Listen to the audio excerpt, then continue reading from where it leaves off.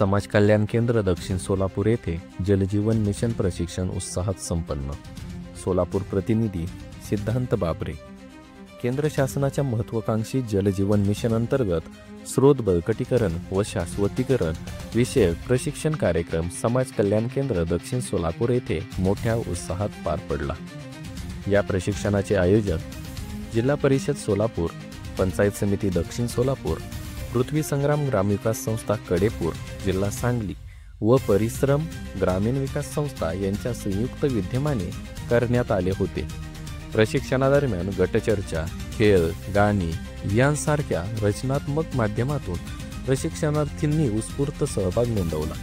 कार्यक्रमास यशदा प्रशिक्षक भीमराव तुळजापुरे, सौदागर देवघन, उषा चव्हाण, कल्पना चव्हाण, सिद्धांत बाबरे यांनी मार्गदर्शन केले। कार्यक्रम गट विकास अधिकारी श्री शंकर कवितके यांच्या मार्गदर्शनाखाली पार पडला।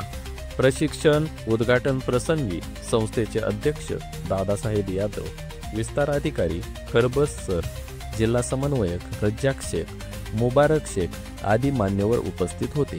कार्यक्रमाच्या शेवटी उपस्थित मान्यवरांच्या हस्ते प्रशिक्षणार्थींना प्रमाणपत्रांचे वितरण करण्यात आले। कार्यक्रमाच्या यशस्वीतेसाठी शंकर बंडगर, HRD, पाणी गुणवत्ता सल्लागार सोनल कुलकर्णी, तालुका समन्वयक गौरी तुपटे, दीपाली दिंडे, मानकेश्वर वाघे, विकास कानकुर्ती यांचे मोलाचे योगदान लाभले। पंचायत समिती दक्षिण सोलापूर यांचेही विशेष सहकार्य लाभले।